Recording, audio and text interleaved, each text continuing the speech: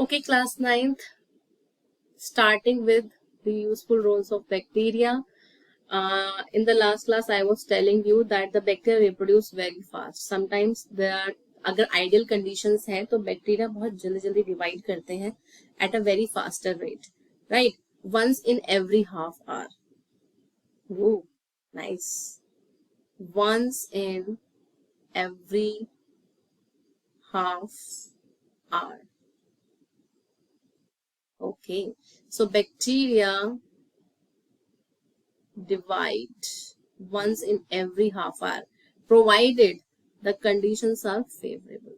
Provided the conditions are favorable. Conditions favorable होनी चाहिए तभी वो divide करेंगे every half hour, once in every half hour. So at this rate, growth and division starting with a single bacteria at the end of 24 hours. Suppose अगर एक single bacteria का अगर हम लें तो 24 घंटे बाद 14 आवर्स के बाद बहुत सारे बैक्टीरियाज हो जाएंगे, राइट? तो 24 आवर्स के बाद सिंगल बैक्टीरिया, अगर हम सिंगल बैक्टीरिया की बात करें, सिंगल बैक्टीरिया आफ्टर 24 आवर्स, तो सपोज करो कि अगर 281 थे, 281 से आपके 514, then it becomes 871, then it becomes double n number of bacteria. इस तरीके से like you can count, right? There are different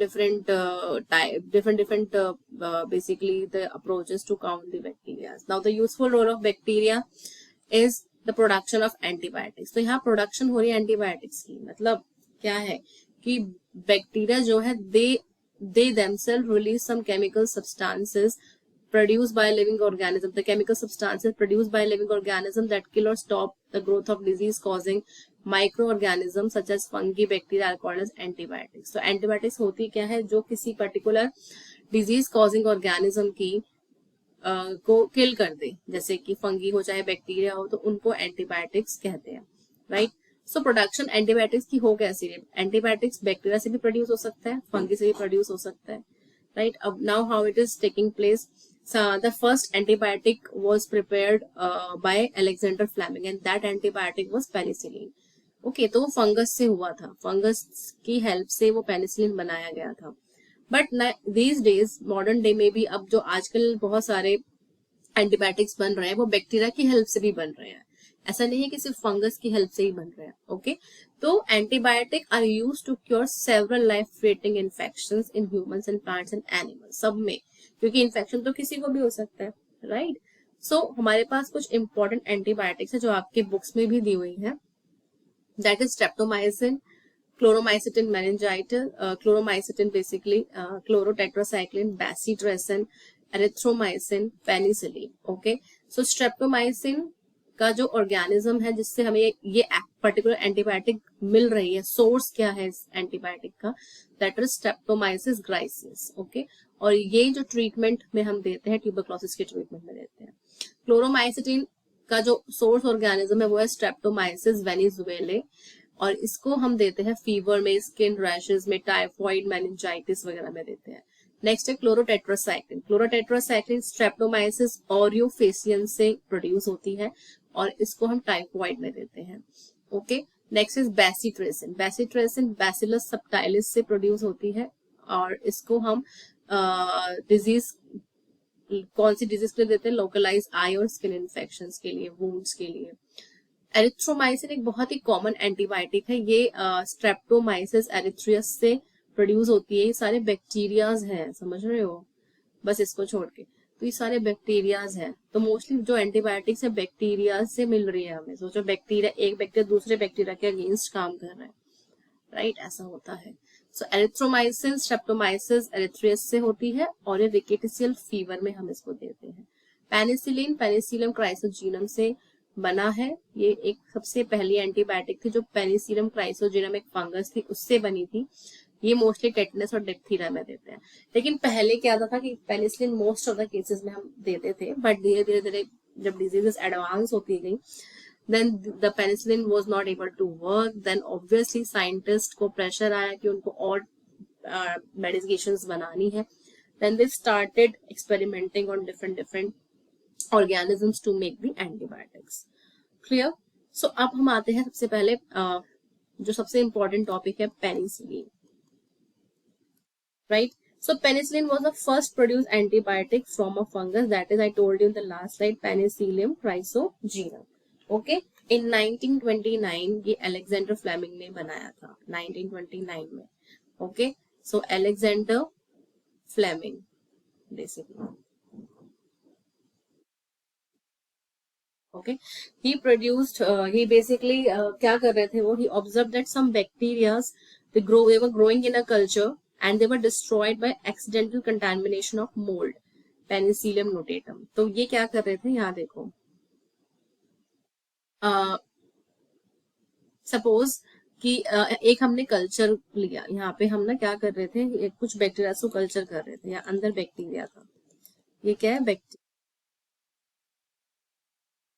और यहाँ पे गलती से बाय मिस्टेक यहाँ फंगस ग्रोथ भी होने लग गई, फंगल ग्रोथ, और ये जो फंगस थी वो कौन थी, पेनिसिलियम क्राइसोजेनम, ये वाली फंगस यहाँ ग्रो होने लग गई.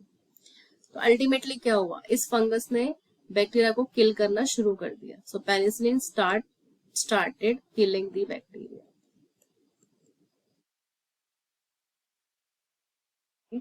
Penicillin started killing the bacteria, इसने इसको किल करना स्टार्ट कर दिया.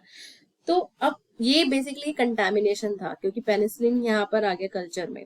Then he discovered that this mould produce a substance. अभी जो मोल्ड है इसको हम लोग फंगस को मोल्ड भी बोल सकते हैं.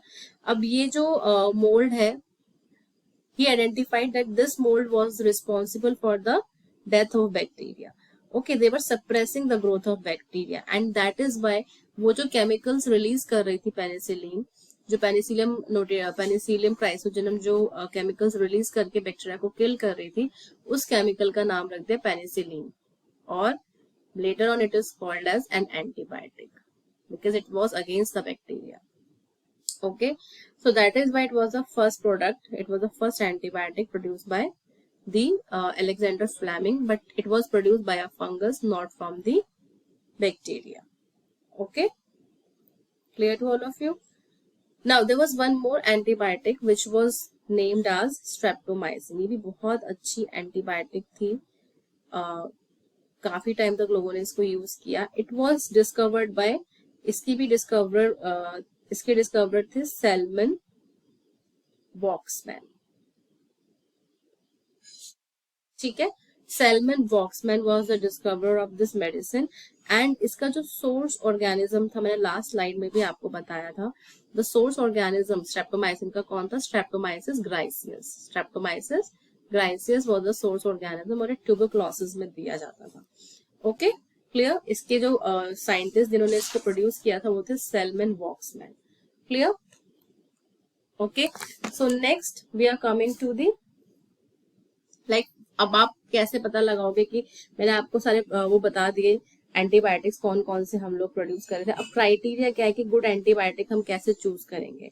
तो गुड एंटीबायोटिक का क्राइटेरिया ये है कि एक अच्छा एंटीबायोटिक वही होता है जो बहुत सारे डिजीज को, like it should be able to kill variety of disease causing organisms, right. So अगर बहुत सारे एक एंटीबायोटिक से हम अगर सपोज करो कि मोर देन 10 बैक्टीरिया को किल कर सकते हैं, then it will be called as broad spectrum antibiotic. Okay, and उसके साइड इफेक्ट्स नहीं होने चाहिए, should not produce any kind of side effects, and it should not kill the normal bacteria of host. Obviously अगर आपकी body में normal bacterias हैं तो वो उसको, जैसे आपके जो स्टमक में, इंटेस्टाइन्स में जो नॉर्मल जो गुड बैक्टीरियाज हैं उनको नहीं किल करना चाहिए वो एंटीबायोटिक. ठीक है, हमारे सेल्स के लिए हार्मफुल नहीं होना चाहिए, तभी तो वो अच्छा एंटीबायोटिक होगा, राइट. और उसके कोई साइड इफेक्ट्स, मतलब होते तो है साइड इफेक्ट, पर कोई मेजर साइड इफेक्ट नहीं होना चाहिए. Okay, and I told you 3 criteria for choosing a good antibiotic. First, that it should kill a variety of disease causing organism, means it should be a broad spectrum antibiotic. The second, it should not produce side effects. Third, it should not kill the normal and good bacteria of your own body. Clear? Okay, now we come on to the next useful good use of bacteria, that is or you can say importance of bacteria. The second is the production of serum. Serum is क्या है? Serum is blood plasma from which fibrinogen has been removed. अब plasma, जो blood में plasma होता है, उसमें क्या होता है? सबसे इंपॉर्टेंट चीज क्या होती है?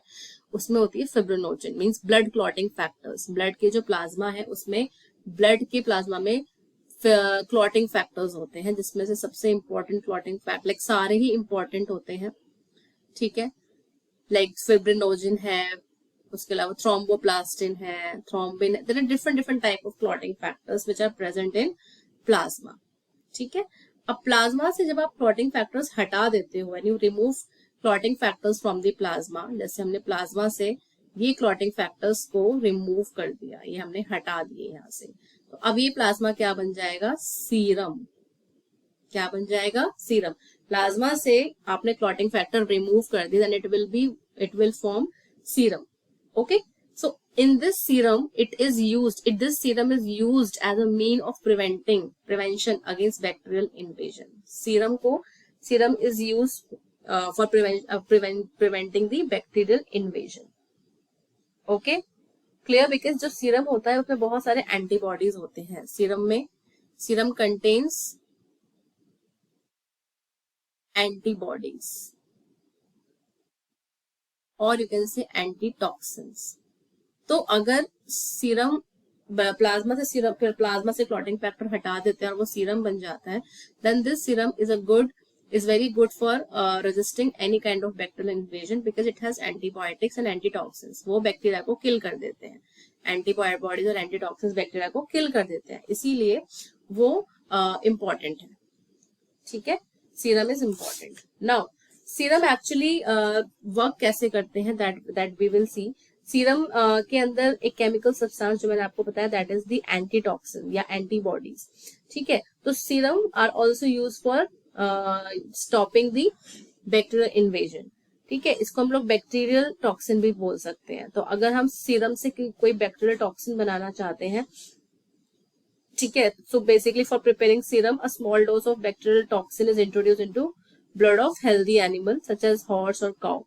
तो अगर सपोज हमें कोई सीरम प्रिपेयर करना है, तो हम थोड़ा सा डोज बैक्टीरियल टॉक्सिन का किसी हेल्दी एनिमल में, जैसे कि आपने हॉर्स में या काउ में इंट्रोड्यूस कर दिया, तो जो बॉडी होगी हॉर्स या काउ की, वो एंटीटॉक्सिन्स वो क्या करेगी? Produce antitoxins to neutralise the effect of toxin.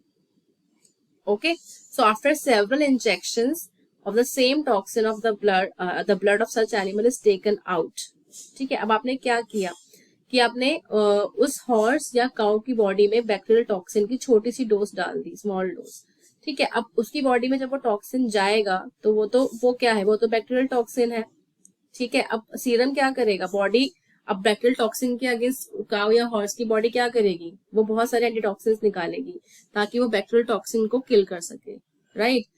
Now after जब आप ऐसे बैक्टीरियल टॉक्सिन के कुछ डोज धीरे धीरे कुछ अमाउंट में देते जाओगे, तो क्या होगा? बहुत सारे एंटीटॉक्सिन्स बनते जाएंगे उसके ब्लड में.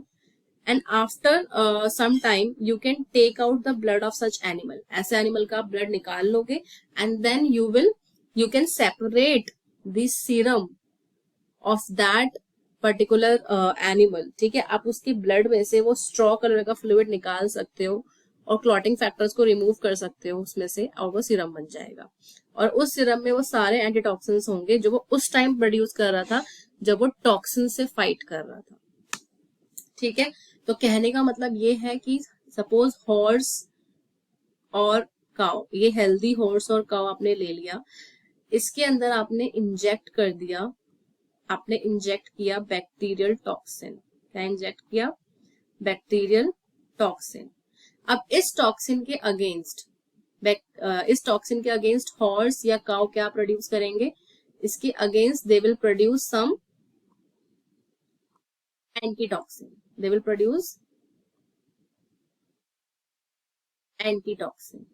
ताकि वो उस बैक्टीरियल टॉक्सिन को किल कर सके.